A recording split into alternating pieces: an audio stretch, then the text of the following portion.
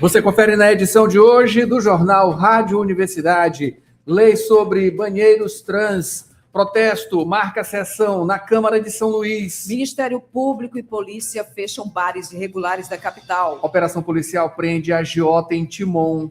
Guarda municipal é preso após morte de companheira. Alerta de incêndios cresce no Maranhão. INSS anunciado novo prazo para contestar descontos. Seminário Conexões Forenses debate enfrentamento à violência contra a mulher. Política com Felipe Clã. É fato que os desembargadores do Maranhão têm medo da sombra da Suprema Toga para julgar a CPI do Camarão. No esporte, Sampaio vence o Maringá e segue invicto na LBF.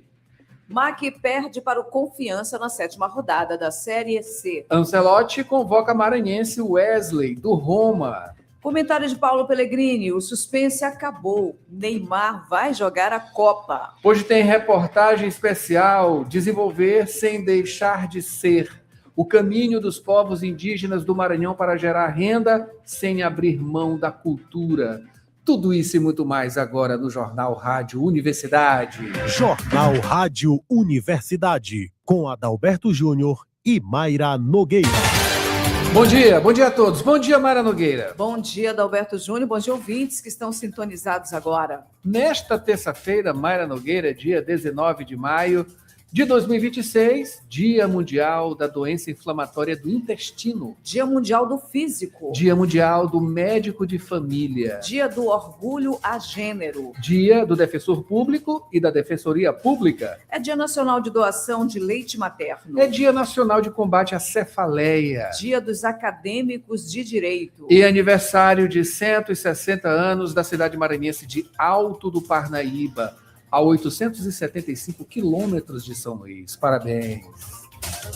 A Universidade FM alcança mais de 30 municípios maranhenses e o mundo através da internet. Acesse www.universidadefm.ufma.br. Baixe o nosso app oficial. Participe pelo WhatsApp 992 17 26 47. Estamos no Instagram, X-Twitter e Facebook. Acompanhe também nos compiladores de rádios e plataformas de áudio. Spotify, Deezer, Amazon Music e Apple Podcasts. Universidade FM. O mundo se move sempre mais na 106,9.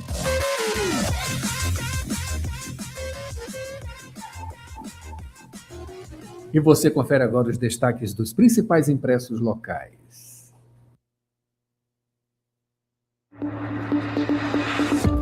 Manchetes do dia. 7h21 agora. Você pode conferir aqui em www.universidadefm.ufma.br. Lá você pode baixar o nosso aplicativo oficial, acompanhar imagens também pelo YouTube, Universidade FM 106. Por lá, quem já está é Mari Silva Mourão.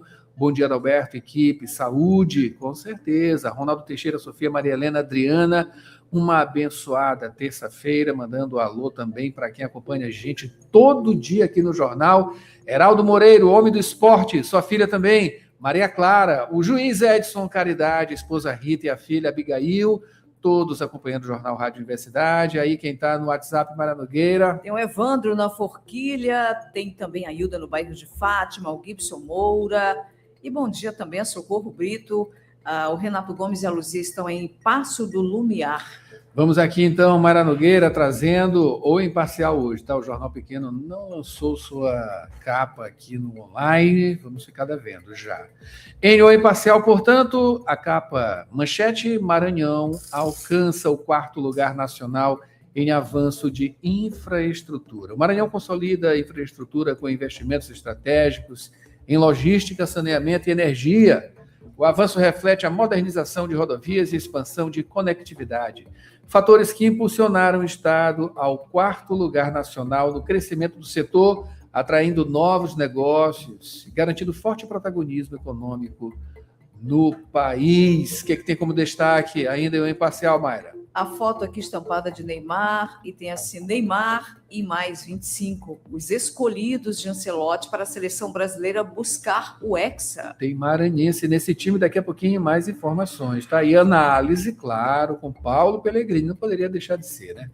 Também como destaque, maranhense de Açailândia, Wesley é convocado para a Copa de 2026. Presidente da CBF, Sami Chaldi, demonstra otimismo. O Hexa vem. Justiça determina que Estado e Prefeitura de São Luís adotem medidas para ensino de história afro-brasileira. Boa iniciativa.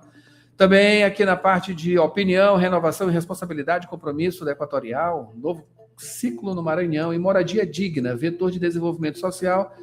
E, fechando assim, o imparcial, como disse, vamos ficar devendo o Jornal Pequeno, nesta terça-feira, daqui a pouquinho, destaques da internet. 7h24, agora vamos para o trânsito, Mayra Nogueira.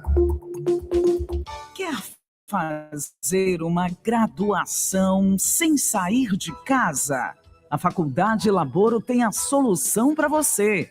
Com o poder do EAD, você estuda de onde estiver, com aulas ao vivo, interação com professores e a mesma qualidade de ensino que você já conhece. Matrículas abertas para recursos humanos, administração, pedagogia, gestão pública e serviço social. É flexibilidade para a sua rotina sem abrir mão do seu futuro. Garanta a sua vaga agora mesmo. Acesse laboro.edu.br ou fale pelo WhatsApp 98933001491. Faculdade Laboro. A distância que te aproxima do seu futuro. Dirigir com cuidado é a sintonia da 106.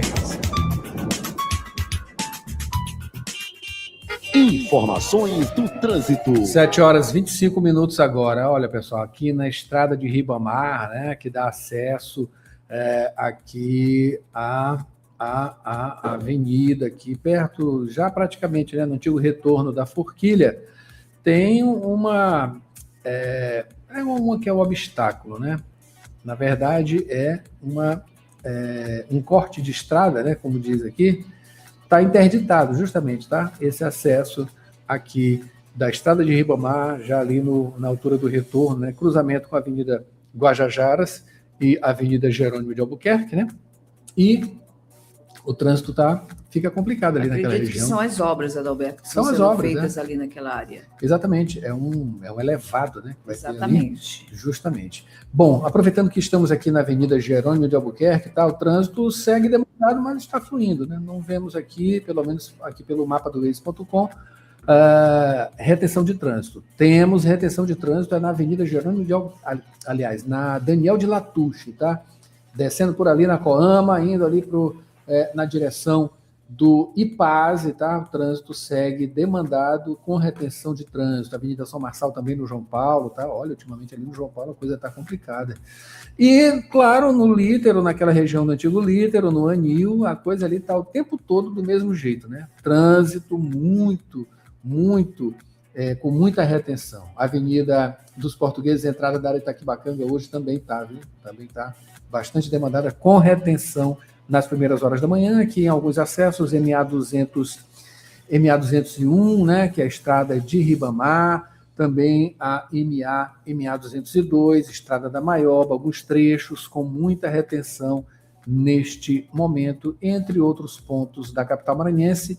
Falar um pouquinho hoje na São Luís Rei de França, tá? Ali perto do Aririzal, passando pelo Aririzal, também está com retenção neste momento. E quem tem mais informações é Borges, não é isso, Borges? Bom dia.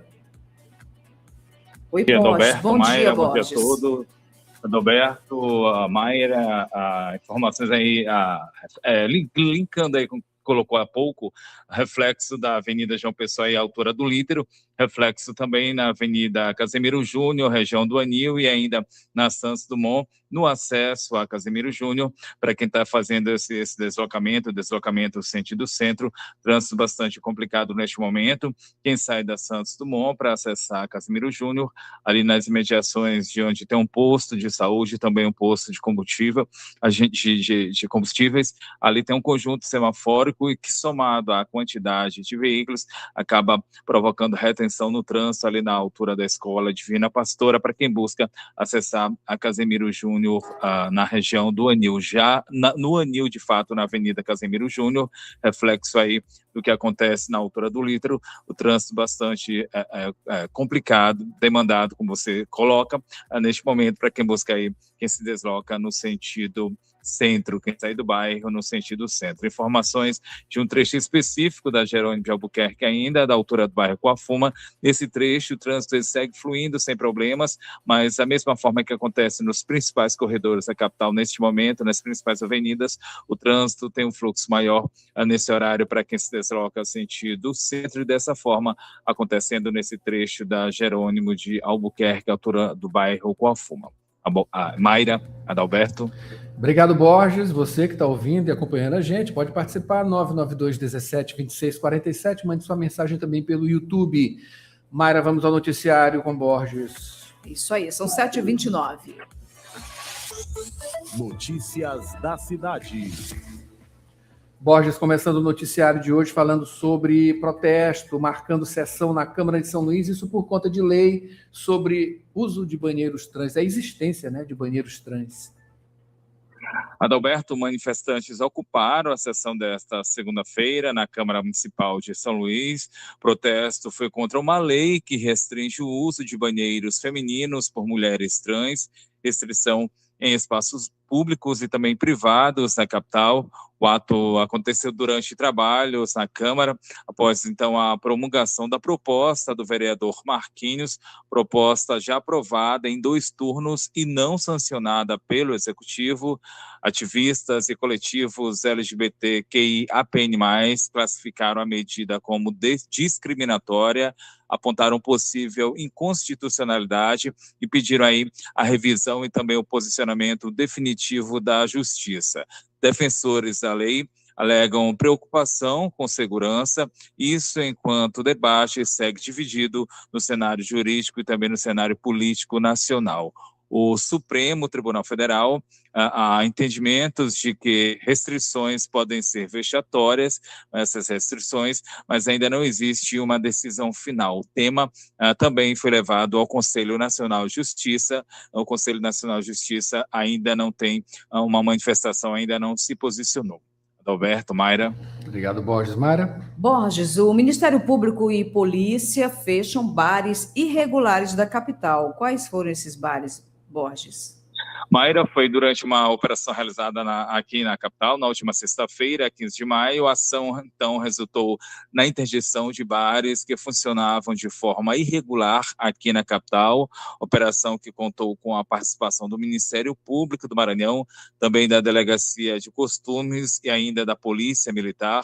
Ao todo, 13 estabelecimentos foram fechados, 4 na Vila Embratel, 2 no Anjo da Guarda e 7 na região central, nas mediações, proximidades ali da fonte do Ribeirão. Segundo as equipes que fiscalizaram, as equipes de fiscalização, todos os locais atuavam, desenvolviam suas atividades sem licença. Os espaços já tinham sido alvo de denúncia de moradores por poluição sonora, também por perturbação da tranquilidade. O Ministério Público do Maranhão informou que novas operações vão ser intensificadas, operações nesse sentido. Alertou ainda que responsáveis por poluição sonora podem responder até criminalmente, isso com base na Lei de Crimes Ambientais. Adalberto, Mayra. Obrigado, Borges. Volta com mais informações. Na sequência, tem análise política com Felipe Clã. Aposentado, aposentada, você não perdeu seu valor. E o Simproecema sabe disso. Por isso, valorize os aposentados pela sua experiência, seu legado e amor à educação. Você aposentado e aposentada é importante para o Simproecema. Associe-se já e usufrua de benefícios exclusivos. Aposentado sim, inativos nunca. Educador sempre. Simproecema, fortalecendo a luta com unidade, ação e compromisso. Raimundo Oliveira, presidente. Política. 7h33 agora, estamos aqui com o Felipe Clã ao vivo para analisar politicamente os fatos do dia, né? Não só de hoje, de ontem, o que vem por aí. E olha, vem muita coisa, não é isso, Felipe? Primeiro, rápido comentário, Neymar na seleção, tá tudo certo, tá tudo ok? Olha, rolou uns milhões, né? Eu não sei de euros ou de dólares, e eu espero que ele talvez seja a última Copa dele, né? Eu espero que esse rapaz tenha uma consciência que ele está representando um país e não o ego dele. O mais interessante, se você me permite, Adalberto, Mayra, Borges e ouvintes da nossa rádio universidade, é que até a última Copa, mês antes da Copa, melhor dizendo, às vezes um ano antes, a gente já falava, já combinava, já se perguntava onde é que você vai assistir, né? Olha, ninguém está preocupado com isto. Que loucura, se perdeu até a emoção da união dos brasileiros para assistir a maior paixão deste país. Onde é que nós vamos chegar, meu caro Adalberto? E aí vem, né, o técnico não sei da onde, porque parece que nós não temos técnicos bons. Eu não sou muito bom de futebol, não, nem para escrever, viu, Adalberto? Eu sempre fui zero esquerda nesse sentido, mas eu sou um bom torcedor e eu adoro comer o churrasco na época da Copa. Mas agora nós temos o Wesley, né? Não é Wesley, não, rapaz? Olha, que bom, né? O Maranhão presente, Wesley. Vai ser uma Copa marcante, né? A gente não sabe se para totalmente positivo ou totalmente negativo, né? Mas vai ser marcante, enfim. Neymar tem mais uma chance, né? Vamos ver como é que vai ser, se ele vai aproveitar e vai superar, vai se superar, né? Positivamente. Espero que negativamente não. Mas isso aí é comentário para Paulo Pellegrini daqui a pouquinho, que é especialista no assunto. A gente aqui, Felipe, você, né, claro, é o especialista, é o craque da análise de política. Então vamos ao campo político. Olha, Felipe, desembargadores aqui do Maranhão, né, temem a sombra da Suprema Toga para julgar a CPI de Felipe Camarão. Como é que está essa jogada, né? Não tá. Vê que loucura, né? Isso aí parece que não vai tão cedo. Eu sei o seguinte, lendo o nosso grande jornalista Isaías Rocha, um especialista na área jurídica, e é muito importante, viu, Alberto, Mayra e Borges, que a rádio e a TV da universidade, que é uma escola, né, para os futuros profissionais da comunicação, que a gente sempre registre onde nós estamos pesquisando, né, os dados. E lendo o nosso Isaías Rocha, que é um dos melhores textos e mais lúcidos, eu olhei que o processo da CPI, se vai ter ou não, se vai suspender ou não, né, esta novela, a CPI do Camarão, do vice-governador Felipe Camarão, foi rejeitado por 3 desembargadores, a Maria Carneiro, a Tairone Silva e Jorge Rachid. E agora caiu no colo do embargador Antônio José Vieira Filho, que está literalmente calado. Não fala, não diz, não pensa, não acha. Então, assim, é o Tribunal de Justiça, lamentavelmente, sendo o Tribunal de Justiça que nós conhecemos, quando não é regado por escândalos, né, é regado pelas regalias de que um desembargador tem que ter a sua independência de tempo e julgamento.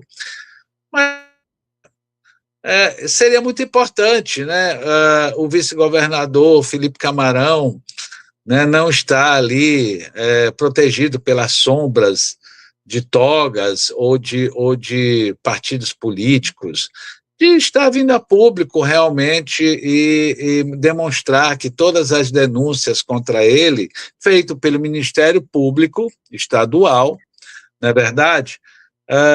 Não é verdade. Nós conhecemos o professor Felipe Camarão, o procurador federal Felipe Camarão e o político Felipe Camarão. Nessa última parte, falta uma certa comprovação e transparência, meu caro Adalberto. Felipe, falando agora de paz e harmonia, isso existe lá em São José de Ribamar? Eu tenho horror a trazer para a política as questões familiares, né? Mas é impressionante como as pessoas não têm um discernimento, né, de serem elegantes, serem reservados.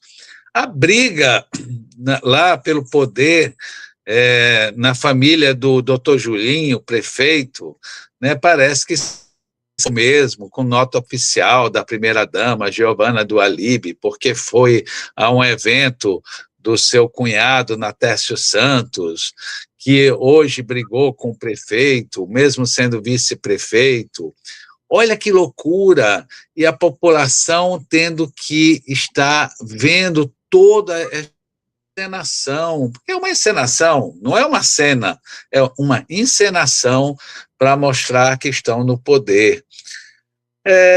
Não sei, eu converso com as de São José de Ribamar, inclusive uma pessoa que nos ajuda muito aqui em casa, a Luzia, né? E ela fala que falta tudo em São José de Ribamar, mas não falta briga pelo poder, meu caro Adalberto. Felipe, mudando agora para falar sobre a política transformando o Brasil, né, o país, em um país de violência oficial. O que é isso? O que está acontecendo de violência?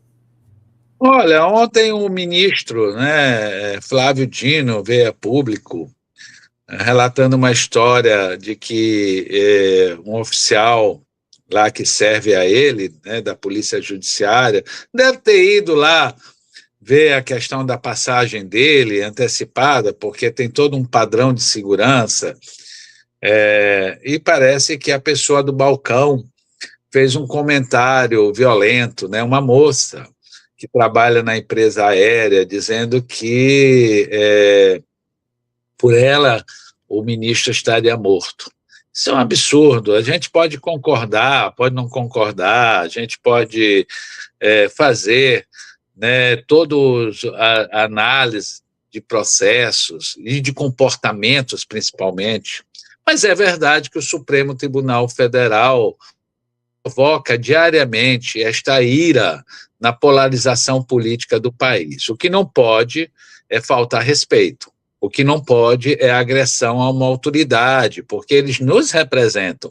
O Flávio Dino, não por ser maranhense, mas pela sua notável sabedoria e capacidade de julgar, né, nos representa. Eu, muitas vezes, não concordo com ele, mas nem por isso eu erro a mão nos textos ou nos comentários. Respeito é fundamental. O Flávio Dino é um servidor público, é um pai, né, é um homem admirável, né, mas tem a questão política, que, infelizmente, hoje prejudica a sua independência. E aí é o que dá, né? Essas questões de extrema-direita, extrema-esquerda. Olha, que babaquice, que coisa mais triste, né? Nós não precisamos disso, nós não queremos isso. Lembrando, Adalberto Maire Borges, a grande maioria dos brasileiros só quer ter uma vida boa, uma qualidade de vida, quer ter um bom emprego, quer ter uma boa habitação, um bom saneamento, um bom transporte público e a boa escola para os seus filhos. Não é mesmo, Adalberto? Sem dúvida, Felipe, e vale aquela máxima, né? O embate deve ser sempre de ideias e não de pessoas, né? Exato. Bom, Felipe, quem é a ministra do TSE, Estela Aranha?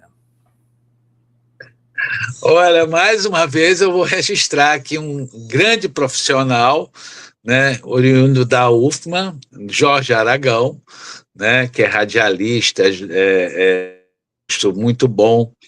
E eu passando aqui os olhos em todos os nossos jornalistas, e me chamou a atenção esta nota sobre essa agora mais nova ministra, né, que é a Estela Aranha. Eu fiquei até assim, eu disse, mas não é possível que nós vamos ter outra Clara Alcântara.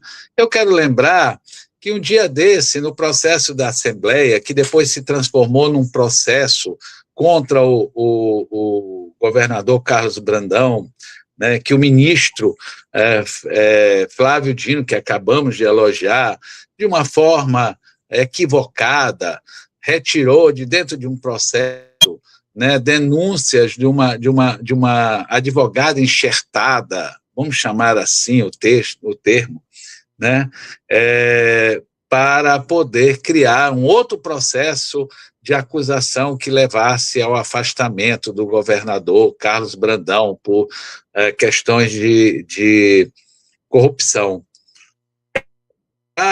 Né, essa mesma denúncia depois foi descoberta que foi feita uma montagem na Secretaria de Planejamento ou de Fazenda, e que foram afastados pessoas que eram ligadas ao PCdoB, né? Um negócio tenebroso, tenebroso. A Clara Alcântara desapareceu, a Iracema Vale ganhou, né, de 0, até o Flávio Dino, que era ligado ao Telino, votou a favor da Iracema, vamos dizer, um esquema, né, um processo lamentável que atrasou os trabalhos do Legislativo do Maranhão e criou tensão na população e no meio político. Agora, essa nova do TSE, ministra do TSE, temporária, lembrando, ela vai até 2027, pode ficar mais 2 anos, mas ligado ao Flávio Dino, ligado ao presidente Lula, né, indúcios sobre cota de gênero, né, do PSD, que envolvia o irmão do então prefeito Eduardo Braide, e do PSC, com aquela turma do Podemos, que botou aquela moça que foi lá e disse que recebeu dinheiro, né, e R$300 mil, e teve 18 votos. É uma loucura. Essa, por 2 vezes, pode ser uma coincidência imensa, mas por 2 vezes a Estela Aranha atrasou o processo pedindo vistas, que pode ser até de 90 dias. Ou seja, não é eleição. Os deputados e vereadores vão continuar. O que eu quero saber, Adalberto, eu e todos os ouvintes da Rádio Universidade, é o que está por trás disso. Há acordos? Existem combinações para que seja pedido vistas em processo que já estava na finalização de julgamento, faltando 2 dias para finalizar? É lamentável acreditarem que nós não temos experiência nesse tipo de comportamento, meu caro Adalberto. Vamos aguardar então, portanto, Felipe. Olha só, a política, né, vez por outra, acaba se mexendo tanto, né, que lá no fundo do mar acaba aparecendo de volta, né, certas figuras, certas estruturas, né, e certas figuras. Olha, nesse final de semana voltou de uma maneira forte, pode-se dizer, uma figura que há um tempo não aparecia, e claro, marcou o Brasil por volta de 10 anos por aí, que é o ex-ministro Joaquim Barbosa. E ele chegou solando no DC o próprio Aldo Rebelo, né, que até pouco tempo estava ali como um forte pré-candidato à presidência também, não é isso, Felipe? Olha, o Aldo teve até aqui, estava zangado, né? O Aldo era, assim, um ultra aliado, ultra defensor do Lula, mas me parece que não prestigiaram ele como ele queria no governo Lula, e ele, da noite para o dia, ele saiu da extrema esquerda para a extrema direita, né? Mas me parece que lá também, na turma da extrema direita, ele não foi bem-vindo. E aí ele tentou ficar ali no meio do equilíbrio, num desses partidos, né, pura, né, o que nós temos de partido. Eu vou até levantar quantos partidos agora nós estamos. Tem tantos partidos, ou seja, falta brasileiro para tanto partido, né? Eu não sei, não que não possa ter, que tenha, mas é um negócio que se tornou produto de venda, né? Feirão, partido político hoje no Brasil é feirão eleitoral. E o Joaquim chegou já dando um belo de um chute, né? Botando para fora o pré-candidato a presidente da República.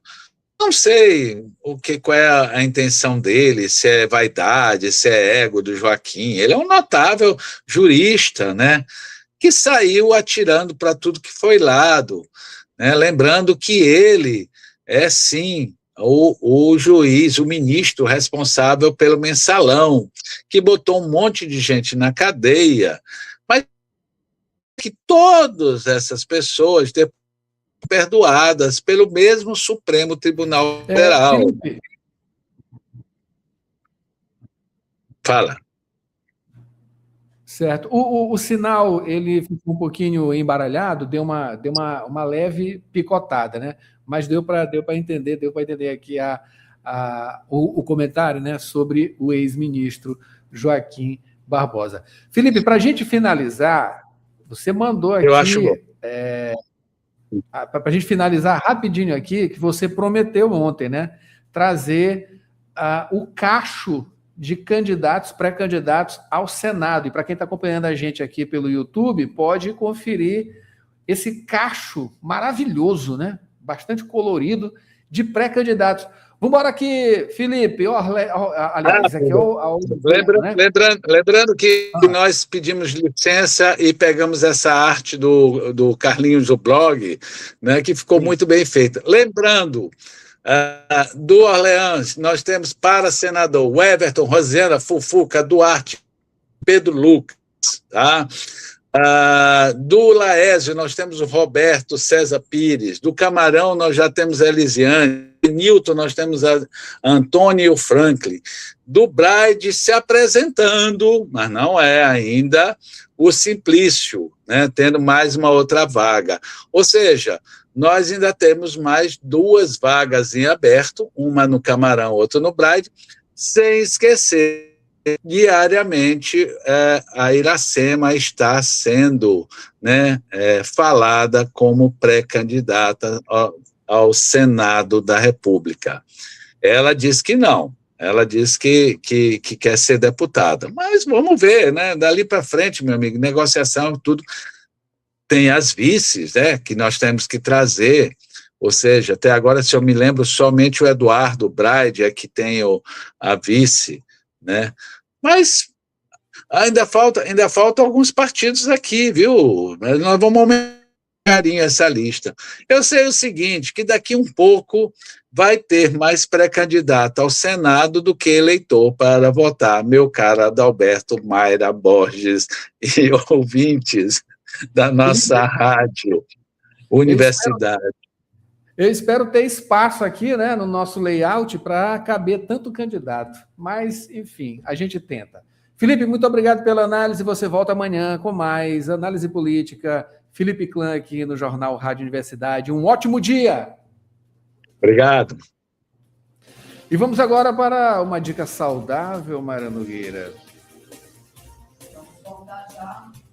Voltamos já. Atenção, São Luís! O seu futuro acaba de ganhar um novo endereço. A Faculdade Laboro chegou com um novo campus, agora na Coab.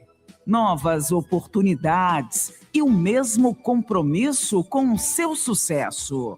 Escolha o seu caminho: direito, estética e cosmética, administração, recursos humanos ou gestão hospitalar.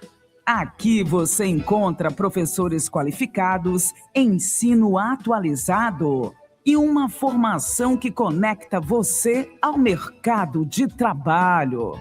Matrículas abertas. Acesse laporo.edu.br ou chame no WhatsApp 989-3300-1491.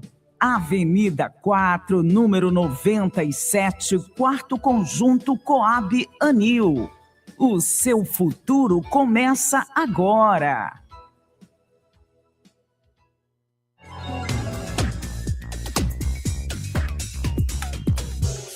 Dica saudável. A caminhada regular pode gerar diversos benefícios para a saúde e contribuir para o bem-estar físico e mental. Em muitos casos, esse hábito pode ser incluído na rotina de forma simples, em pequenos percursos ou momentos do dia. Quando praticada com frequência, a caminhada pode promover mudanças positivas no funcionamento do organismo. Confira agora alguns benefícios dessa prática. Primeiro, caminhar ajuda a melhorar a circulação sanguínea e contribui para a saúde do coração. Já o movimento constante pode auxiliar no controle do peso e no aumento da disposição durante o dia. Por fim, a prática também pode reduzir o estresse, diminuir a ansiedade e promover mais qualidade de vida. No mais, é cuidado e atenção. Com essas dicas saudáveis, aproveite bem o seu dia.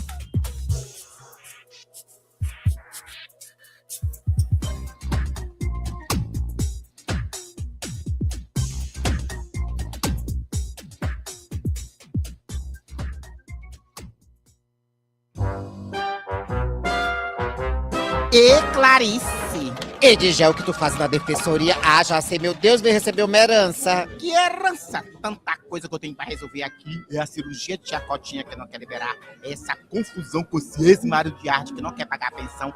Só a defensoria pra me ajudar. E tu vais amar o serviço, que aqui é de graça. Por isso que eu vim pra cá, que eu boto é fé na defensoria. Aproveita e segue a defensoria nas redes sociais. @defensoriama. Lá a gente fica por dentro de todas as áreas que ela atende. É coisa chique. Já tô seguindo o fuxico bom, a gente tem que espalhar. Defensoria Pública do Estado do Maranhão. 25 anos garantindo os seus direitos. 7h55 agora. De volta com Borges Júnior. Borges, vamos falar agora sobre a operação policial que prendeu a agiota. Foi em Timon, né? Isso, Adalberto, prisão acontecida durante a ação realizada nesta segunda-feira. Um comerciante foi preso em Timon, a cidade a 472 quilômetros aqui de São Luís. Ele é suspeito de envolvimento com agiotagem e também extorsão. Segundo as investigações da Polícia Civil do Maranhão, esse homem ele cobrava juros abusivos, esses juros chegavam a 30%, ele também ameaçava clientes inadimplentes. A prisão ela ocorreu durante o cumprimento de mandado de busca e apreensão. Essa operação ela já vinha sendo preparada há cerca de 2 meses e na casa e também no comércio do suspeito, no bairro União, foram apreendidos cartões bancários com senhas, joias, relógios e um tablet, também dinheiro em espécie e cigarros contrabandeados. O homem, ele foi autuado em flagrante e encaminhado ao presídio Jorge Vieira, segue à disposição da Justiça. Adalberto, Mayra. Faltando 3 minutos para as 8, Borges, um assunto que já é recorrente, essa notícia, a gente quase todos os dias dá uma notícia triste dessa, falando aí sobre a situação aí do crime que aconteceu, que o guarda municipal é preso após morte de sua companheira. Mayra, casos de violência contra a mulher registrado em Lajeado Novo, a 649 quilômetros aqui de São Luís. Na verdade, 2 registros recentes acontecidos nessa cidade. A gente começa pelo mais recente, quando um homem foi preso após ameaçar a esposa e filho na cidade de Lajeado Novo. Ele foi identificado como Elivan dos Santos Paixão, foi preso suspeito de violência doméstica contra a esposa e os filhos. Segundo aí a polícia militar, ele teria saído de casa pela manhã para beber e, ao retornar, iniciou uma discussão motivada por uma suposta traição. Durante, então, o conflito, o suspeito teria sacado uma faca e ameaçado a esposa de morte. Um filho do casal, de apenas 6 anos, presenciou a cena e também teria sido agredido e ameaçado. A criança, então, ela conseguiu fugir e pedir ajuda a vizinhos e familiares. Após as agressões, o homem ele escapou, mas foi localizado na casa da própria mãe e preso em seguida. Ele já tinha histórico de prisão por violência doméstica. O caso agora está sob investigação da Polícia Civil em Imperatriz. Outro caso, em relação ao guarda municipal, ele foi preso suspeito de matar a própria companheira. O acusado é o Raimundo Félix. Ele e a vítima é Divânia Félix Moraes Souza. E Divânia Félix Moraes Souza, ela era conhecida como mocinha da farmácia, foi encontrada morta dentro da casa onde morava com o investigado e, segundo testemunhas, tiros foram ouvidos pouco antes de o suspeito sair rapidamente do imóvel. Familiares acionaram a polícia após encontrar a mulher sem vida em um dos cômodos da residência. Os abusos envolveram aqui, as buscas por esse homem envolverá equipes da Polícia Civil, Polícia Militar e também do Centro Tático Aéreo. O carro usado na fuga por ele foi localizado, abandonado em uma área de mata perto de Ribamar Fiquene. E então o Raimundo Félix ele foi encontrado escondido. Ele estava em uma área rural de Ribeirãozinho, foi preso no domingo e após então o cumprimento de mandado e prisão preventiva, o caso vem sendo tratado como feminicídio. A polícia informa ainda que já existem registros anteriores de violência doméstica envolvendo o casal. Portanto, então, essas 2 situações recentes de violência contra a mulher registradas em Lajeado Novo. Mayra. Borges, continuando aqui só para registrar assim, e até incentivar as mulheres que de repente estiverem passando por uma situação parecida como essa, ligue imediatamente no 190, Polícia Militar, faça uma denúncia no 180, que é a Central de Atendimento à Mulher, 24 horas, sigiloso e gratuito. Tem também a Delegacia da Mulher, que é a Casa da Mulher Brasileira, ou qualquer delegacia mais próxima. E ainda tem um aplicativo Salve Maria. Vai lá no seu celular, você pode já colocar esse aplicativo, Salve Maria, que foi desenvolvido exatamente para ser uma ferramenta de enfrentamento à violência de gênero, doméstica e sexual contra mulheres no estado do Maranhão. E ainda tem também os contatos das patrulhas Maria da Penha, na capital e no interior.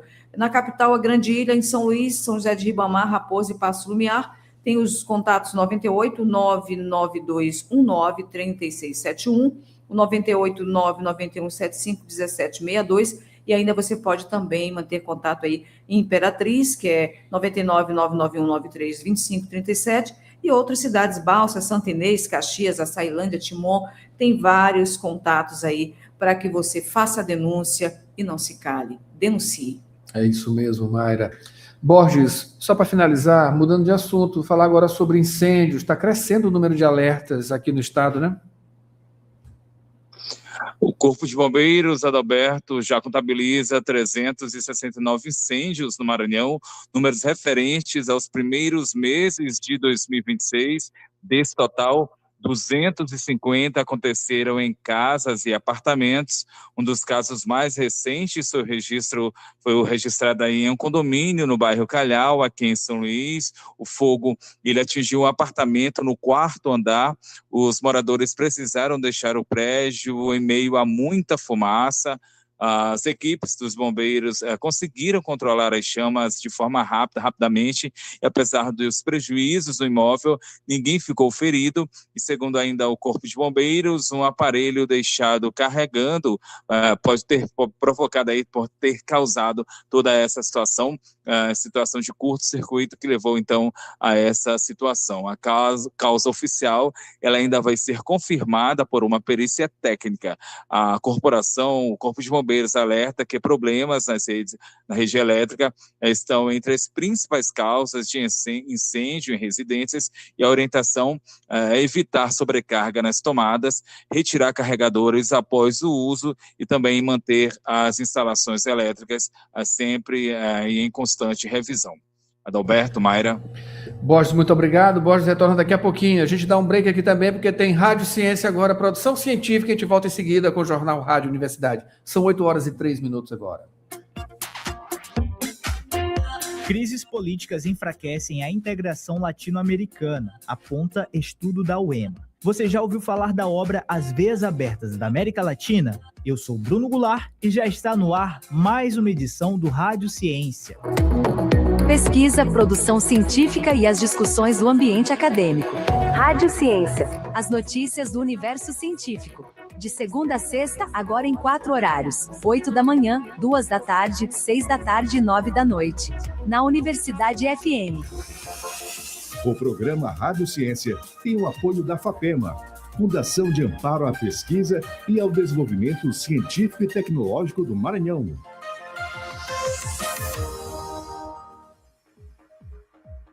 Crises políticas enfraquecem a integração latino-americana, aponta estudo da UEMA. Quando a gente pensa em integração na América Latina, muita gente lembra da União Europeia como modelo de sucesso. Mas aqui no continente, as tentativas de criar mercados comuns e áreas de livre comércio enfrentaram muitos desafios ao longo do século XX.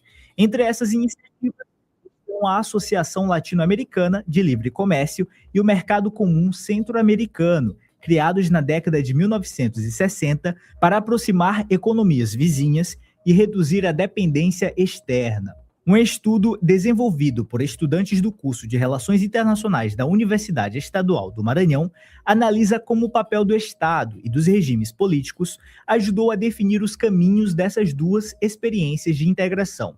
A iniciativa foi desenvolvida pelas acadêmicas de Relações Internacionais da UEMA, Maria Eduarda Ferreira e Beatriz Silva Alves de Oliveira.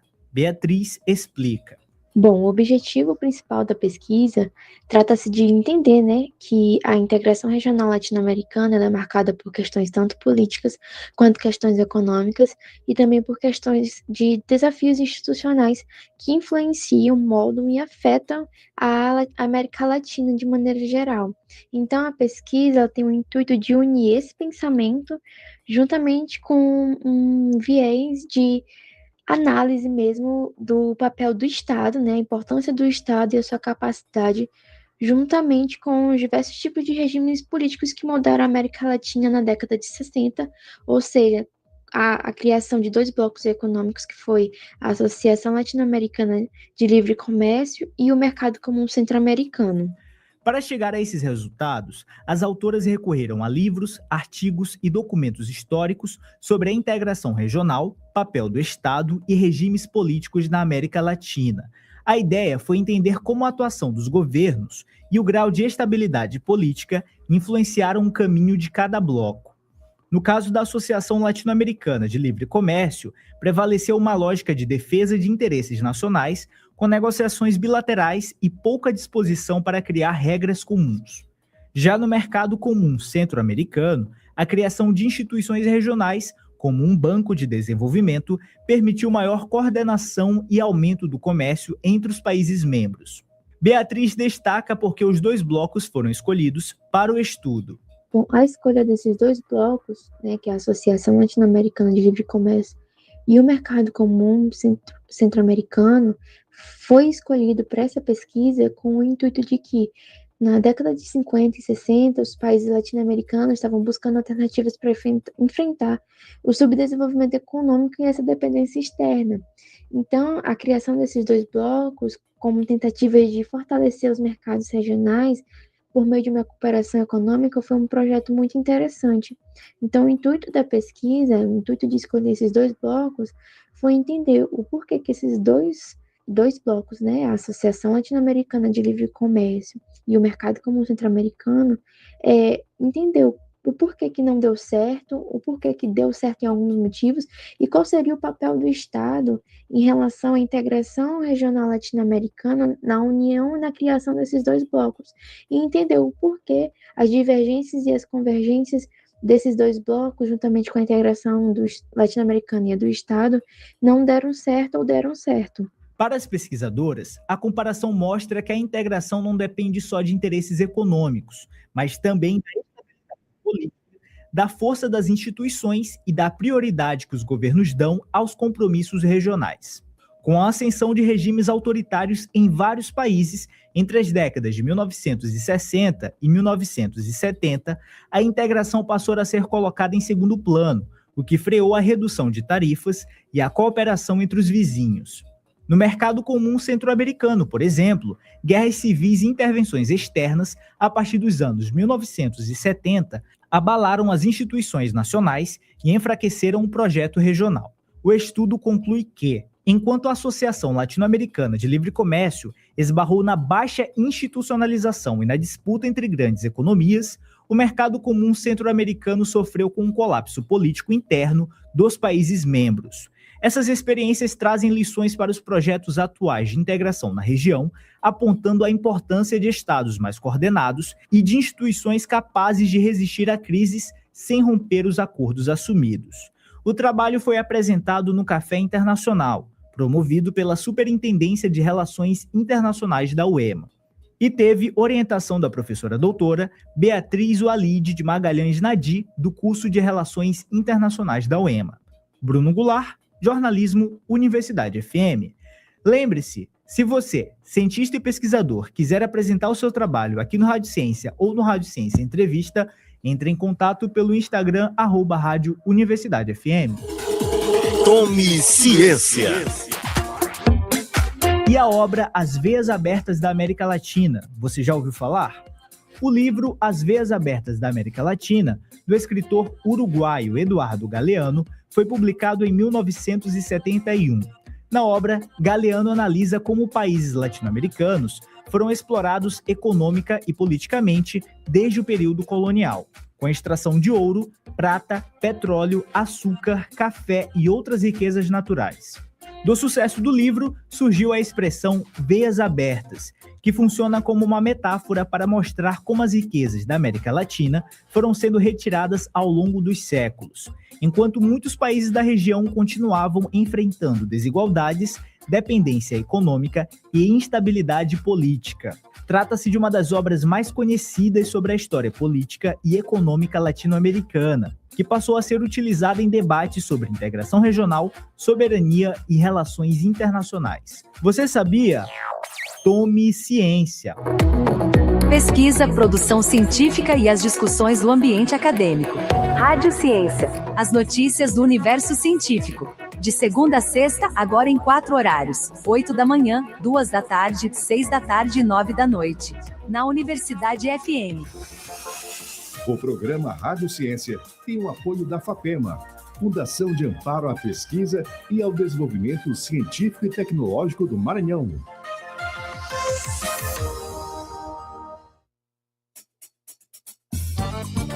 Ei, já pensou em cuidar da sua saúde dançando?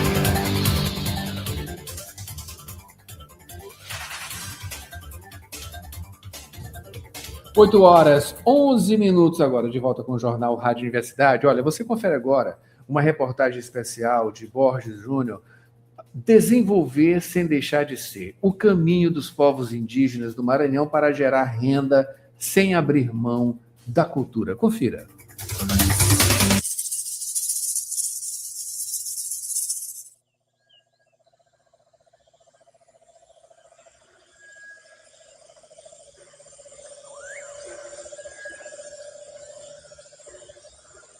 Antes de ser turismo, antes de ser negócio, é território, é identidade, é ancestralidade, é o direito de permanecer. É mais do que isso. É possibilidade de gerar renda sem precisar sair do próprio território.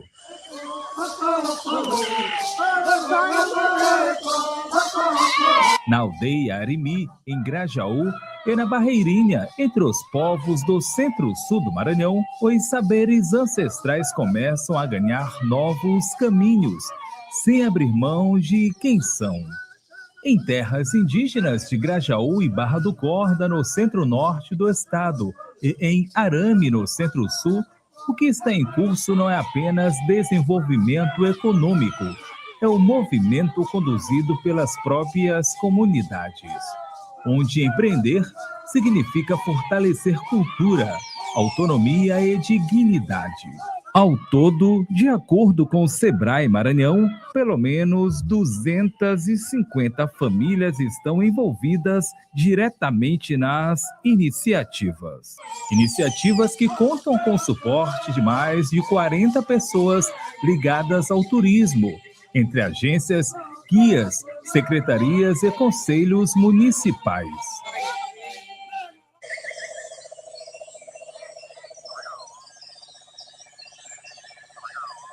Antes de qualquer projeto, a realidade era outra na vida de Danilo e Jó. A renda vinha sem garantia e, em muitos momentos, nem chegava. O trabalho existia, mas o retorno nem sempre acompanhava. E para conseguir alguma oportunidade, era preciso sair da própria aldeia, deixar para trás a rotina, a família, o território. Uma realidade que faz parte da vida de Danilo Guajajara, da aldeia Arimi, em Grajaú. Ele atua como guia turístico. Antes não tinha essa renda alternativa, a venda de artesanatos, às vezes tinha que sair para fora, e atualmente a venda de artesanatos são feitos na própria comunidade, na própria aldeia. Melhorias, né? Isso creio que tem aumentado sim, mais a renda aqui na comunidade. Uma realidade que também marcou a trajetória de Jolima Guajajara, da aldeia Barreirinha, onde a busca por renda sempre veio acompanhada de incertezas e deslocamentos. Hoje, ele empreende no turismo ecológico. A ideia de participar das iniciativas na aldeia surgiu da necessidade de fortalecer a comunidade, valorizando nossa cultura e buscando alternativas sustentáveis de desenvolvimento.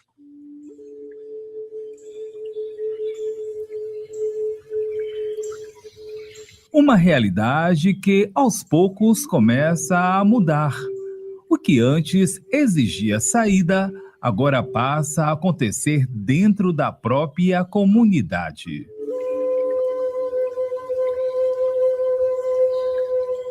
Nos últimos anos, as iniciativas de empreendedorismo indígena ganharam força na região.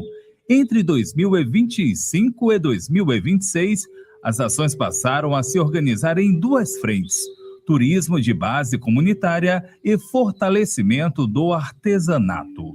No Maranhão, esse movimento faz parte de uma estratégia mais ampla. O estado é organizado em 10 polos turísticos e, entre eles, ganha destaque o polo Serras Guajajara, Timbira e Canela, que reúne municípios como Barra do Corda, Grajaú e Arame, marcados pela presença de povos indígenas que preservam tradições ancestrais.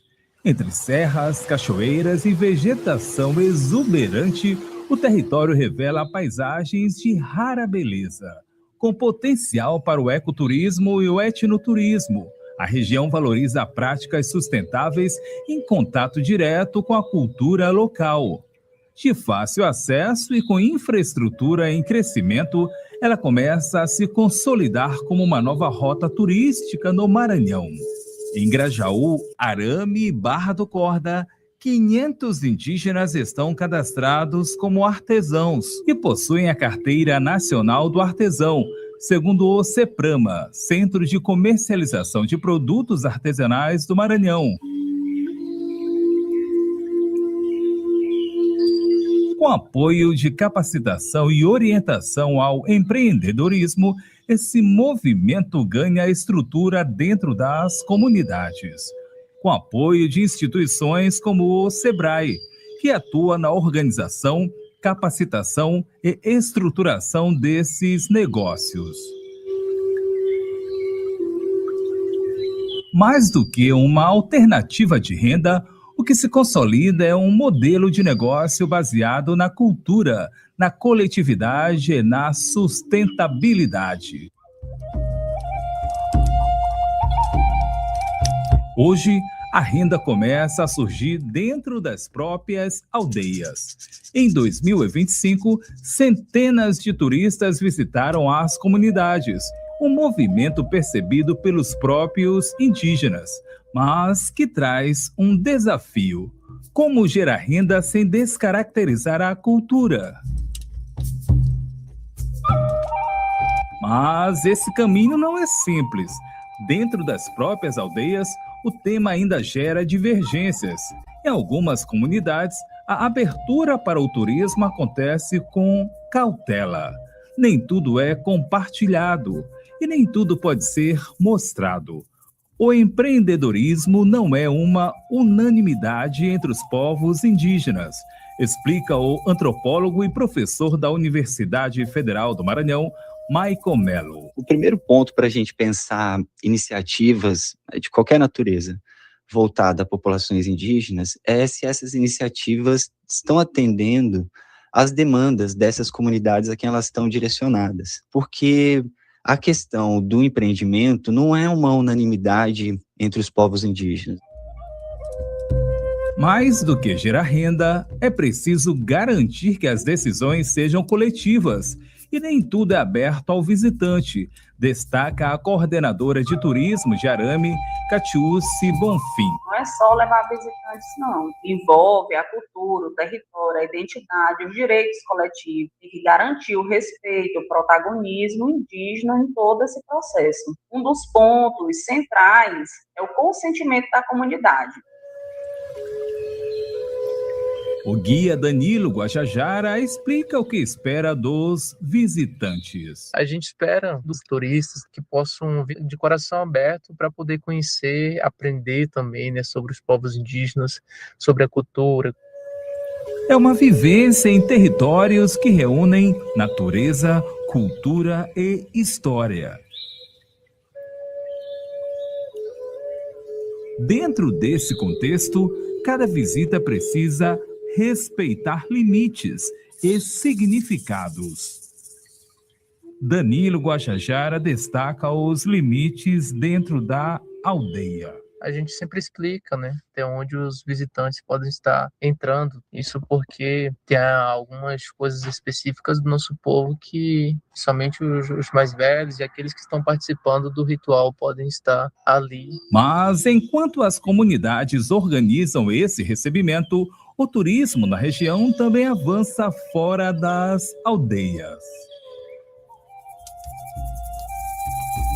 Em Barra do Corda, esse crescimento entre 2025 e 2026 já é percebido na economia e na movimentação de visitantes. O município segue em expansão, com novos negócios, mais estrutura e consolidação como destino turístico regional. O turismo, que antes era mais sazonal, passa a acontecer durante todo o ano, explica o coordenador de turismo da Secretaria de Indústria, Comércio e Turismo de Barra do Corda, Luandaino Ferreira Araújo. Barra do Corda ela tem vivido um momento importante, né, de crescimento, principalmente na área do turismo, da gastronomia e do desenvolvimento da cultura indígena. Esse avanço tem refletido também no aumento das movimentações de visitantes. Esse avanço é resultado de um trabalho articulado com a participação direta do SEBRAE Maranhão, que atua desde a base, na organização dos roteiros, na capacitação e na inserção desses povos na economia do turismo. Novos roteiros foram criados, integrando Barra do Corda, Grajaú e Arame. O turismo de experiência ganhou força incluindo vivências em comunidades indígenas. Mais de 500 pessoas foram capacitadas, entre elas indígenas. Todo esse impacto, ele também tem uma presença muito forte do SEBRAE, que tem desenvolvido e buscado levar a cultura indígena como principal ponto de destaque da nossa região. Então, o turismo hoje ele tem sido uma ferramenta real de desenvolvimento para o nosso município e também a região central do Maranhão, em especial o Polo Serra do Guajajara, Timbira e Canela. O impacto já é direto na renda. Produtores, artesãos e comunidades indígenas passam a participar da economia local. Essa dinâmica não fica restrita às aldeias, ela passa a movimentar toda a economia do entorno. Esclarece a economista e professora da Universidade Federal do Maranhão, Nilce Cardoso. Quando a comunidade busca formas de empreendimento, isso tem sempre um efeito multiplicador. Amplia a dinâmica local, porque o dinheiro circula localmente. Caminhos reais de transformação na vida das famílias. A renda que antes era incerta, hoje começa a ganhar continuidade dentro das próprias comunidades. Com orientação, acesso ao mercado e capacitação, esses negócios passam a se estruturar de forma mais sustentável. E esse movimento não se limita ao ganho imediato. Ele cria um ciclo que fortalece outras atividades dentro das comunidades. Observa Nilce Cardoso. Fortalecendo outras iniciativas, tanto de produção quanto de circulação e de consumo. Então, é de grande relevância que essas pequenas iniciativas, elas se ampliem. Danilo Guajajara já percebe essa mudança na prática, com mais estabilidade na renda e menos necessidade de sair da aldeia. Na aldeia Barreirinha, Jolima Guajajara também começa a viver essa transformação, ainda em processo, mas já com impactos na rotina e na perspectiva de futuro. Ainda estamos no processo, né, de organização, então ainda estamos no início, né, desse trabalho com o turismo sustentável. Embora estejamos apenas começando, né, já percebemos que essa atividade pode abrir caminhos importantes, né, gerando renda, né, e valorizar, né, a nossa identidade, né, cultural. Um movimento que já reflete na qualidade de vida. Mas a gente já percebe, né, melhoria na qualidade de vida, principalmente na geração de renda. Caminhos de desenvolvimento que mantêm a ligação entre passado e futuro. Elo presente também no artesanato, onde cada peça carrega mais do que beleza, carrega memória, identidade e espiritualidade. O conhecimento não está nos livros, está nas mãos. E ao fortalecer essa produção, o que se fortalece não é só a economia, é a continuidade de um povo. Artesanato, festas tradicionais e costumes, explica o superintendente de turismo de Grajaú, Ricardo Tamanini. O município de Grajaú é o município que tem mais presença do povo Tenete-Rara. A maior concentração do povo Tenete-Rara no Brasil é aqui em Grajaú. E os nossos potenciais para trabalhar o etnoturismo são as coisas voltadas para a tradição desse povo Tenete-Rara. Coisas ligadas à questão do artesanato, que a gente já trabalha firmemente aqui no município, e também ligado às festas tradicionais, né, aos hábitos. E a gente é um dos municípios do Brasil com mais artesãos indígenas, são principalmente mulheres. Destaque ainda para uma quadrilha, manifestação cultural formada apenas por indígenas. No mês de junho, se organiza o concurso de quadrilhas indígenas, um dos poucos lugares do Brasil, acho que o único lugar do Brasil onde acontece esse movimento cultural. Essas quadrilhas, elas têm, a vestimenta é dentro dos aspectos indígenas, os dançarinos são todos indígenas, é cantado na língua, né, é contado na língua, né, eles trazem histórias ligadas às lendas, às festas. Ações que refletem nos 500 empreendedores indígenas, com pelo menos 250 famílias impactadas, observa o gerente da unidade de negócios do Sebrae em Grajaú, André Veras. Hoje o trabalho realizado no território alcança em torno de 500 empreendedores indígenas formalizados com carteira de artesão. E aí nós destacamos em especial os municípios de Grajaú, Barra do Corda e Arame, que já existe um público formalizado e sendo atendido com essas ações. Metade desse total, ao menos 250 famílias impactadas, as capacitações realizadas pelo Sebrae visam principalmente qualificar a atividade que já existe.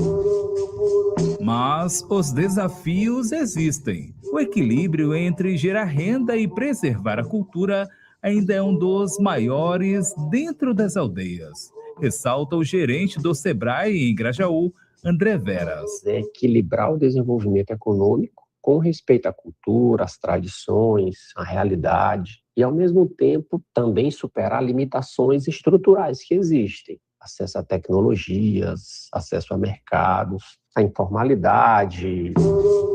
Com atuação direcionada ao fortalecimento do empreendedorismo local, as iniciativas buscam respeitar o tempo e as decisões das comunidades. Um trabalho que não impõe modelos, mas constrói caminhos junto com as comunidades, observa André Veras. Ele não impõe um modelo econômico externo, e isso é fundamental. Esse trabalho, ele constrói soluções a partir da cultura, da realidade e das decisões da própria comunidade indígena, promovendo um desenvolvimento mais sustentável, inclusivo, respeitoso e assertivo com base na realidade de cada comunidade atendida. A construção é lenta, mas firme. Jolima Guajajara comenta.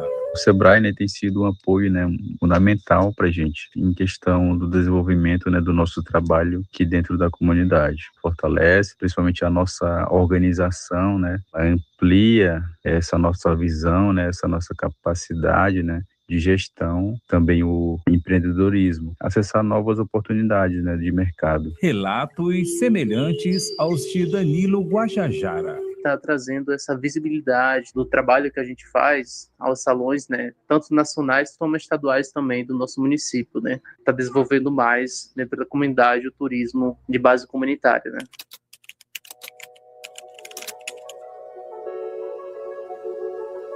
Nesse caminhar, o futuro também passa pelos jovens. Nas escolas e universidades, indígenas participam de programas de empreendedorismo, inovação e tecnologia. A tecnologia também começa a ocupar espaço dentro das aldeias e passa a ser usada para preservar e não para substituir a cultura, explica Danilo Guajajara. Em parceria com a universidade, aqui mesmo no município de Grajaú, tem-se em desenvolvimento um aplicativo, né, que vai ajudar bastante a estar preservando mais, né, a língua.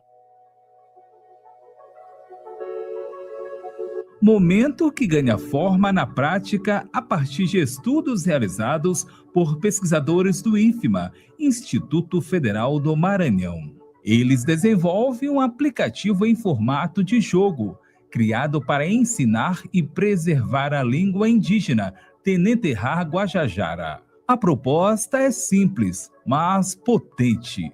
Associa palavras, imagens e significados, facilitando o aprendizado, principalmente entre os mais jovens. E também abre caminhos para novas formas de empreender, permitindo que a cultura chegue a novos mercados, sem sair do território. Quem explica esse processo é o professor de Ciências da Computação do IFMA Campus Grajaú, Erickson Valentim. Chamado Iutá. É um jogo digital de cartas com a finalidade educativa, desenvolvido com o objetivo de despertar curiosidade sobre a língua indígena Guajajara Tenenterrar. E o projeto combina o aprendizado por meio de mecânicas lúdicas que estimulam a associação entre palavra, imagem e um significado. Um aplicativo que vai além do entretenimento. Ele se torna uma ferramenta de preservação cultural. E esse impacto já é percebido por quem vive a realidade dentro da aldeia. Danilo Guajajara comenta. Isso é a tecnologia aliado aos povos indígenas com a educação, né?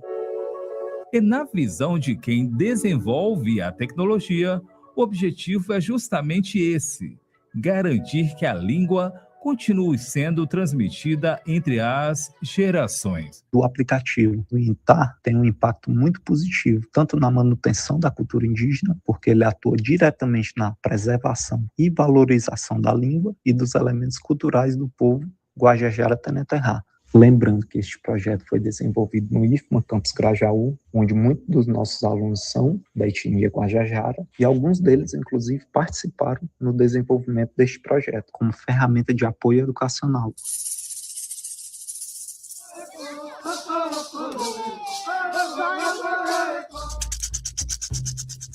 No Maranhão, o desenvolvimento tem raízes profundas e ganha força em territórios que hoje despontam como destinos turísticos, onde a natureza e a cultura caminham lado a lado.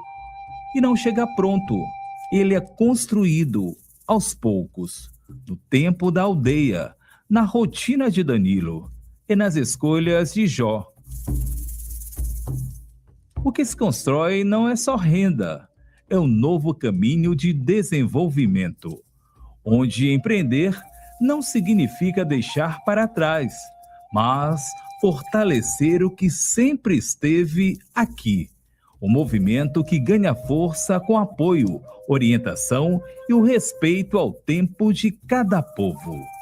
Porque, para esses povos, desenvolver não é ir embora, é transformar o próprio território em oportunidade e garantir que a cultura e renda sigam caminhando juntas, sem que ninguém precise ir embora. Borges Júnior Jornalismo, Universidade FM.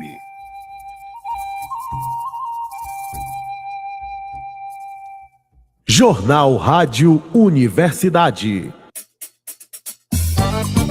Ei, já pensou em cuidar da sua saúde dançando? Na Movidência a gente mexe o corpo, solta a mente e ainda se diverte de verdade. Vem sentir a energia do forró, da seresta, do balé, do fit dance, do estileto e outros ritmos. É muito mais que dança, é qualidade de vida. Bora? Mais informações no nosso perfil no Instagram, @ed.movidence.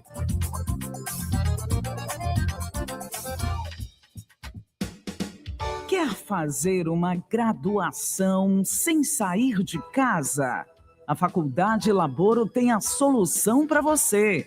Com o poder do EAD, você estuda de onde estiver, com aulas ao vivo, interação com professores e a mesma qualidade de ensino que você já conhece.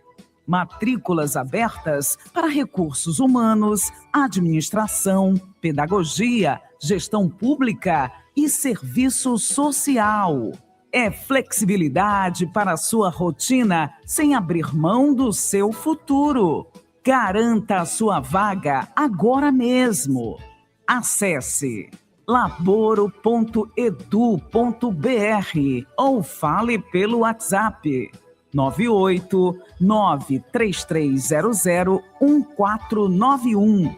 Faculdade Laboro, a distância que te aproxima do seu futuro.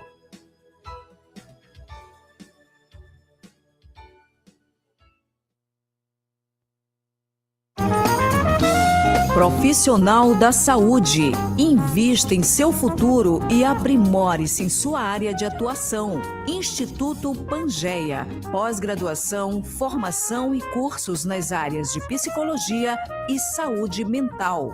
Professores com excelência, com teoria e prática para melhor desenvolvimento do conhecimento. Instituto Pangeia. Excelência em psicologia. Unidades São Francisco e Vinhais.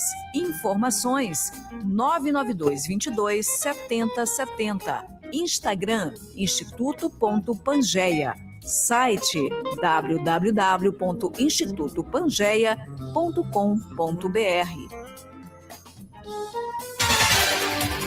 8h36, de volta aqui com o Jornal Rádio Universidade, Mara Nogueira e acionando Borges Júnior. Borges para falar sobre o INSS. Anunciado, Borges, novo prazo para contestar os descontos, né?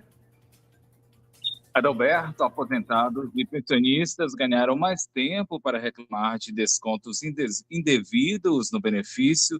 O governo federal prorrogou para mais 90 dias o prazo para contestação. Agora, os pedidos podem ser feitos até o dia 20 de junho, 20 do próximo mês. A medida ela foi publicada no Diário Oficial da União, atende a um pedido da CPMI, que investiga cobranças ilegais em aposentadorias e pensões. A contestação ela é necessária para quem quer receber o ressarcimento do INSS. E lembrando, mais de 6 milhões de segurados já questionaram os descontos. Desse total, mais de 4 milhões aderiram ao acordo de devolução dos valores. Quase 3 bilhões de reais já foram pagos em todo o país. E para verificar a situação, o segurado ele pode acessar o Meu INSS, também ligar para o telefone 135 ou procurar uma agência dos Correios. Depois da contestação, a entidade responsável pela cobrança tem até 15 dias úteis para apresentar resposta. O INSS ele alerta para golpes, o órgão não envia links para mensagens, não cobra taxas e também não pede dados pessoais por SMS. O atendimento oficial acontece apenas pelo aplicativo Meu INSS, no site Gov.br, Central 135 e agências dos Correios. Adalberto, Mayra. São 8h39, Borges, falamos agora sobre o seminário Conexões Forenses, debate enfrentamento à violência contra a mulher. Mayra, esta primeira edição desse seminário vai acontecer nesta sexta-feira agora, dia 22 de maio, a realização da Perícia Oficial de Natureza Criminal do Maranhão. Evento, ele propõe aí ampliar o debate sobre o papel das ciências forenses no enfrentamento à violência contra a mulher. O encontro ele vai ocorrer no período da tarde, das 2 às 6, vai ser no auditório do Palácio Henrique de la Roque, no bairro Jardim Renascença, e vai contar aí com a emissão de certificados de 4 horas. Essa iniciativa, ela integra o calendário anual de ações da coordenação de perícia no enfrentamento à violência contra a mulher e pretende construir conexões entre profissionais, estudantes e também instituições que atuem diretamente no combate à violência de gênero. Entre os temas em debate, as ciências forenses e a proteção das vítimas, como crimes virtuais praticados contra mulheres, impactos físicos e psicológicos da violência, também preservação de vestígios e o papel das instituições que compõem a rede de apoio, voltado para estudantes, profissionais e também toda a sociedade. E para participar dessa iniciativa, desse seminário, é necessário preencher o formulário. Esse formulário ele pode ser acessado a partir de um link que está disponibilizado no site da UFMA. Para as vagas presenciais, vai ser solicitada a doação de 1 quilo de alimento não perecível. Ele vai servir, então, como uma espécie de taxa de inscrição. Outras informações sobre a UFMA, a Universidade Federal do Maranhão, podem ser acessadas a partir de portalpadrão.ufma.br. Adalberto, Mayra. Muito obrigado, Borges, pelas informações. 8h40 agora, Mayra, vamos para o esporte. Praticar esportes é a sintonia da 106. Esporte. Em sintonia com a 106, falando sobre o técnico Carlo Ancelotti, que anunciou ontem a convocação da Seleção Brasileira para a Copa do Mundo 2026. Entre os jogadores, o maranhense, lateral direito, Wesley, que é natural de Açailândia, 562 quilômetros da capital.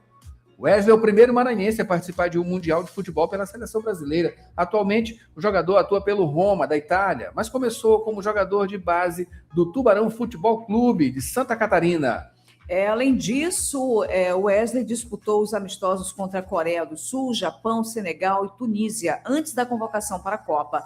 O Brasil está no grupo C e estreia no dia 13 de junho contra o Marrocos. Continuando aqui com o Maranhão, que perdeu para o Confiança de Sergipe, em jogo válido pela 7ª rodada do Campeonato Brasileiro Série C, aconteceu ontem, segunda-feira.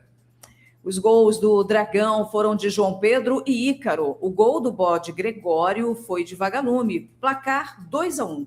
Com o resultado, o MAC desceu para a 10ª colocação com 10 pontos. Já o Confiança está na 16ª colocação com 6 pontos. O próximo confronto do Demolidor de Cartazes acontece neste sábado, dia 23, às 7h30 da noite, contra o Caxias, no estádio Castelão. Finalizando, Mayra, com o Sampaio Basquete, conquistou aí a 14ª vitória na Liga de Basquete Feminino, após vencer o Maringá, no ginásio do Arcon, fora de casa.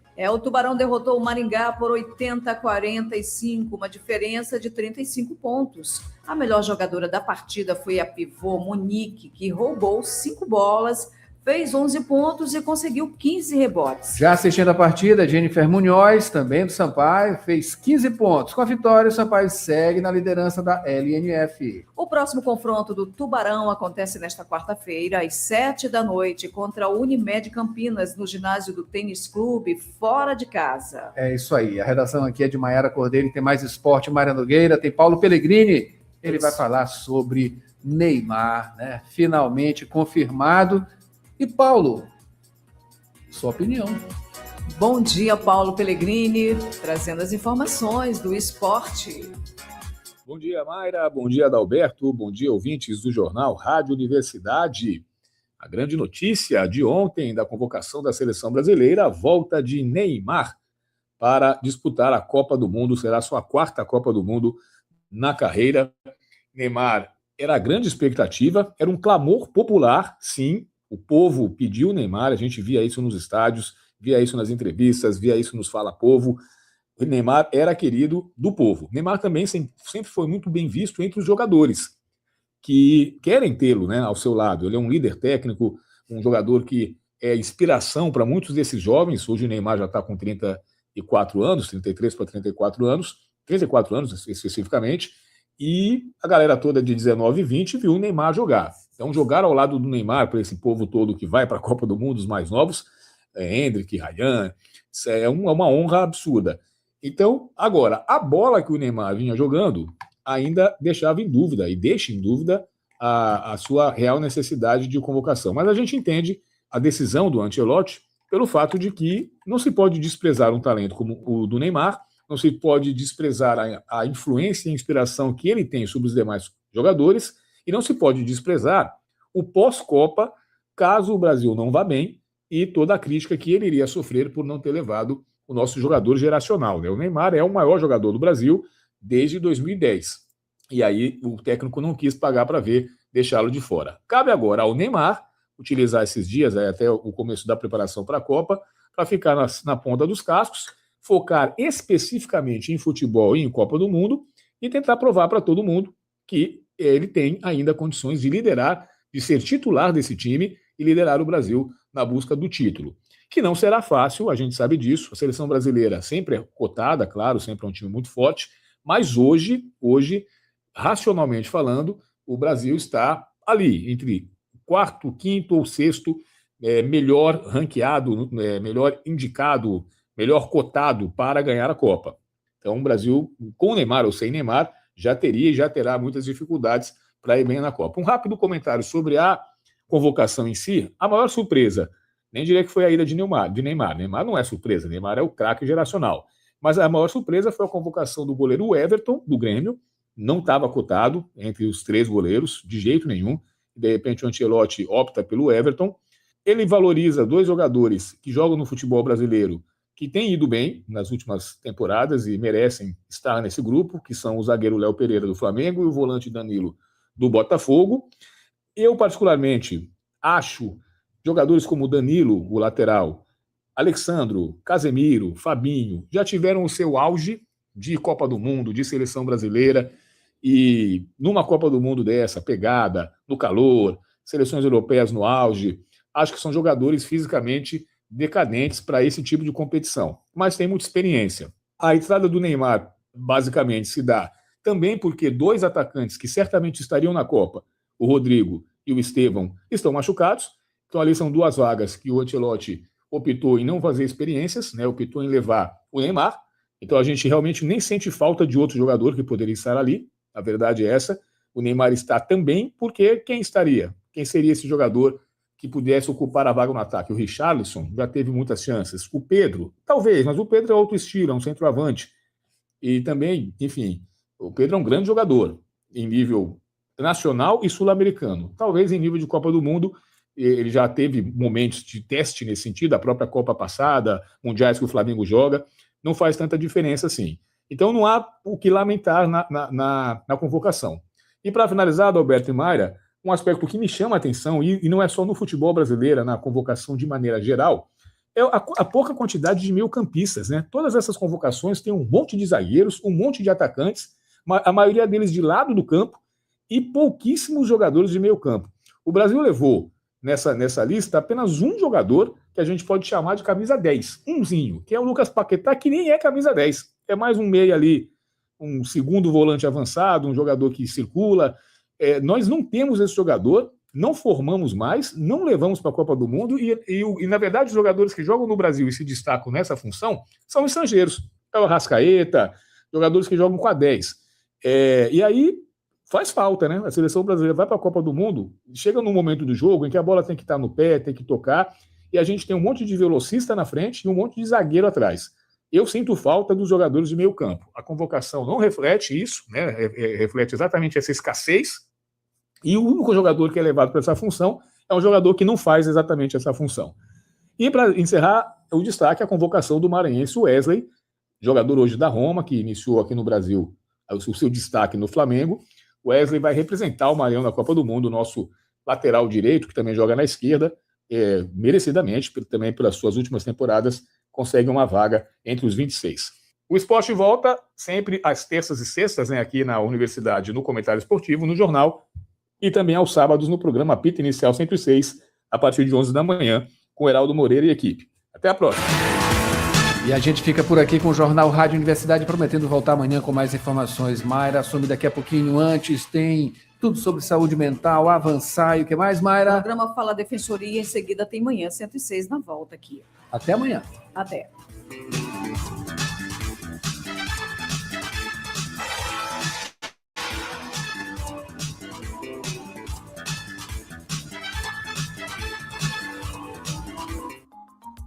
Você provavelmente já conhece